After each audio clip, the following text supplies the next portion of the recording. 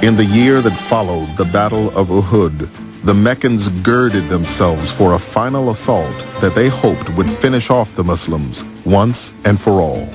They assembled one of the largest armies ever seen in Arabia and marched on Medina. But Muhammad hit upon a daring defense. Muhammad has dug a trench around the whole of the settlement. And you have an almost comic scene with the Meccan cavalry galloping up to this trench and pulling back in horror and saying, what is this? They've never seen anything so unsporting in their lives. This is something, they say, the Arabs don't do. It sounds comical, but surrounded by the powerful Meccan army, the Muslims were expecting all to be killed, to a man, to a woman.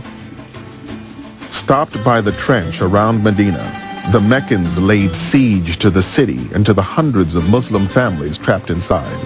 According to Muslim sources, in their determination to defeat Muhammad, the Meccans had recruited as allies many Bedouin tribes, as well as the largest Jewish tribe within Medina, the Bani Qurayza. For the Muslims, this defection was the final blow in a relationship that had been strained from the beginning. When Muhammad came to town, the organized Jewish community did not accept his prophecy. There were, according to the Islamic sources, some individual Jews that did accept him. But for the most part, the community as a whole did not. If the Jews would accept his prophethood, then he has tremendous and complete confirmation of his prophethood. But the Jews were so well respected that when they rejected his prophethood, and they did it actively, they became a very serious political threat to his very existence in Medina. Despite the aid of the Bani Qurayza, the Meccan siege could not break through the Muslim defenses. When the weather turned bad, the Bedouin tribes began deserting the field of battle.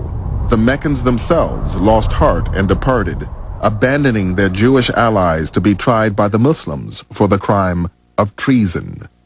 Islamic sources believe that the Jews did indeed aid the enemy in trying to defeat Muhammad. This was absolutely against the terms of the Medina Agreement. The Jews and the Muslims decided that they would choose an arbitrator to determine what would be the future of the Jews. The person who was chosen was a man who was mortally wounded in the Battle of the Trench. And so he determined that the women and children of the Banu Qurayza would be taken as slaves to the Muslims, and the men would be killed. The Prophet agreed with this judgment. When he judged, he said that you have judged according to God and his messenger.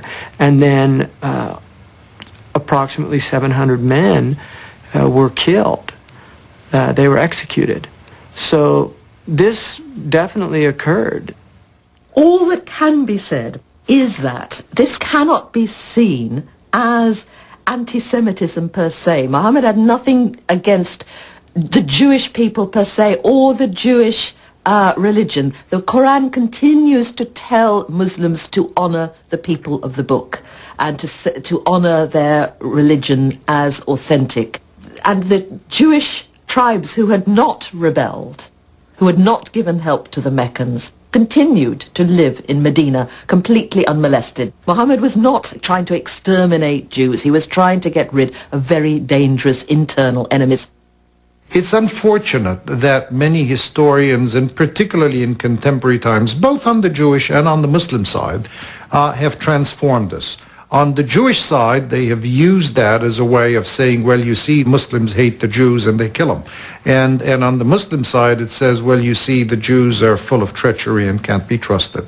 Both are wrong. When the other tribes of the peninsula saw the impotence of Mecca with all its power and might against this little community, they began to switch allegiance and see that Muhammad was the coming man. Now, once that happened, once the tide had been turned after the Battle of the Trench, and the Muslims were no longer subject to the fear of extermination, Muhammad stopped the fighting. The Prophet Muhammad received a few people, militants, who just arrived from one of the battles that they came back from, and they felt so important. We finished this job fighting with the enemies of Islam. And the Prophet smiled and he said, let me tell you something. you finished the minor jihad, and now you have the bigger jihad ahead of you. And they were stunned. They thought that they just finished the biggest achievement in their life by being willing to sacrifice their own life. Then the Prophet explained that the biggest jihad is the struggle against your own desires and limitations. Jihad does not mean holy war, primarily. The word means effort, striving, and it's always a hard struggle to put the word of God into practice. When the Quran talks about struggling, or they're not talking always about fighting a holy war, they're talking about this immense struggle to implement a divine imperative in the flawed and tragic conditions of daily life. Fighting might sometimes have to be done as part of the jihad, but it is by no means the major imperative.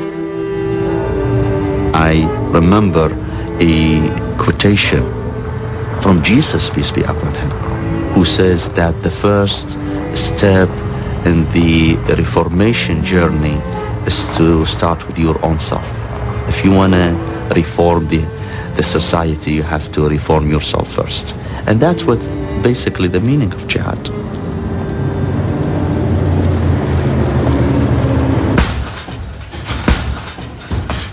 The Prophet put that emphasis on the inner development, jihad, the constant struggle with yourself to improve yourself and perfect your intent, that you do things only for the sake of God.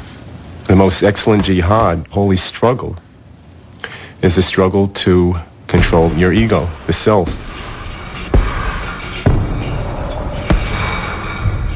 For a long time I was deathly afraid of speaking in public, giving speeches.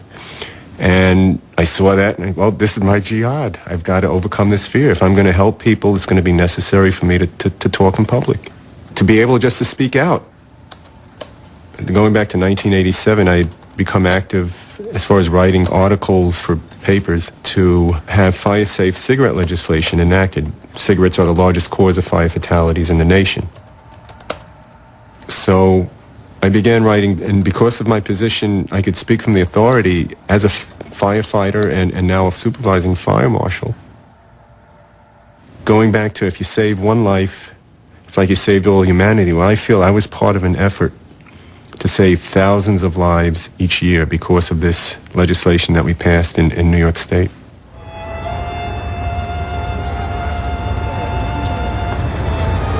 Jihad is misused.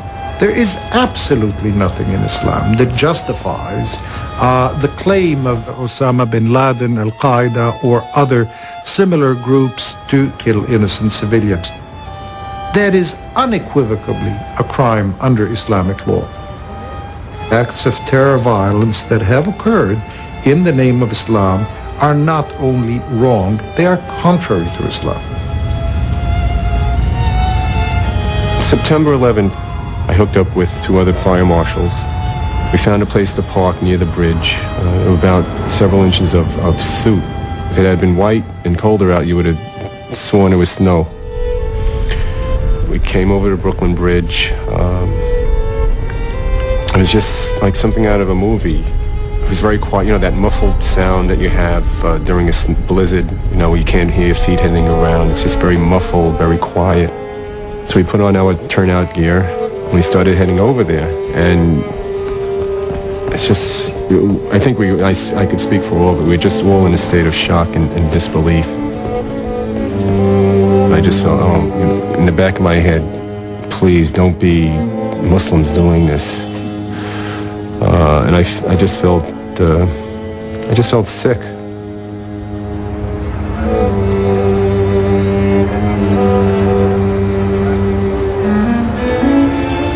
We could see this fragment of the World Trade Center sticking up almost like a lopsided crown.